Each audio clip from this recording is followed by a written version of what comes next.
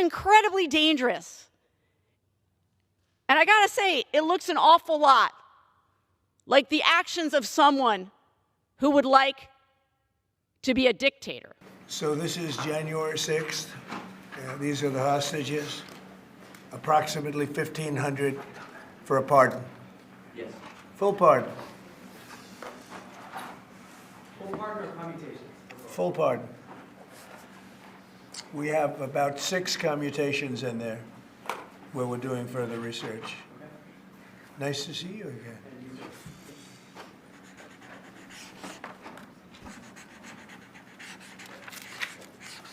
So this is a big one. Anything you want to explain about this? We hope they get them. We hope they come out tonight, frankly. How can the officers who protect us believe that we actually value them if the president doesn't believe in holding people accountable who attack them? How? Over the last 2 years, I've had the opportunity to get to know many of the officers on the Capitol Police Force. They take their jobs incredibly seriously. They have our backs every day. They put their lives on the line, not just to protect our flesh and blood, but to protect the very democracy, to protect the ideals of this country. And these pardons, like many of those who spoke before me have said, it's important to make this connection. These pardons are part of a concerted effort to rewrite what happened on January 6th. Thank you, Mr. Speaker. Thank you, Mr. Himes. Day one, our president made our country less safe. Day one. With an irresponsible stroke of his pen, Donald Trump released 500 violent felons back out onto our streets. These are the criminals who brutally attacked cops who were protecting this building.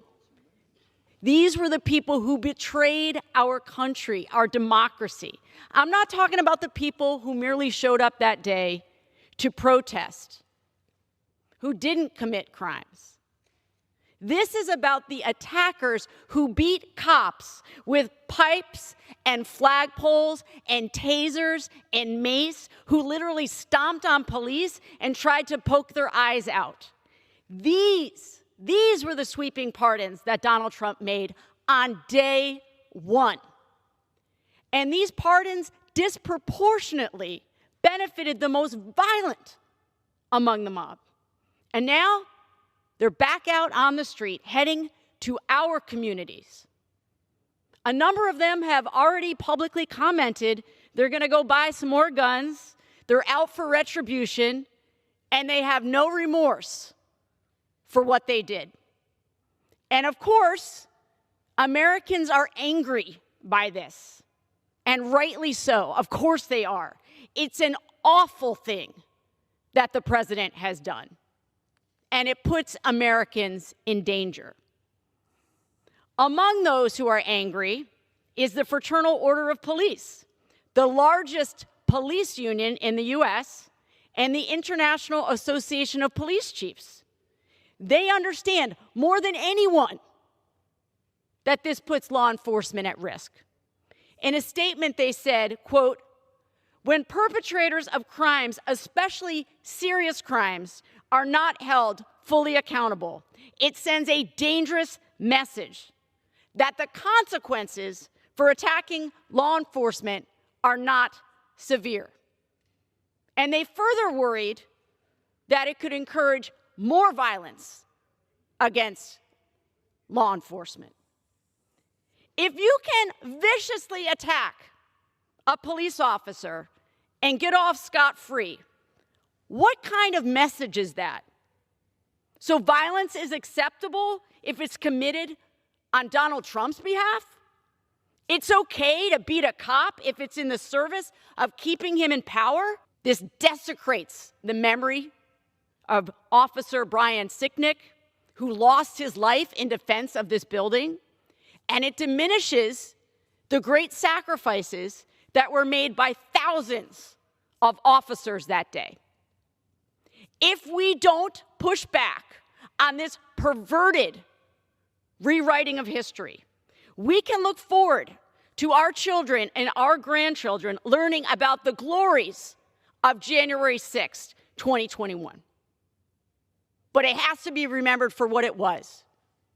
It was a domestic terrorist attack, plain and simple. My colleagues on the other side of the aisle seem to be trapped in a lie that they can't get out of. Because I know by the eye rolls, and actually even before we went into the inauguration, I saw some of my colleagues on the other side of the aisle doing impressions of the incoming president, making fun of him. But they are now trapped in this lie that they have perpetuated for years now, and they don't know how to get out of it. What Donald Trump has done on day one is to say to the Capitol Police, I value violent felons more than I value you. And I know I speak for so many Americans today, that makes me sick. I yield back.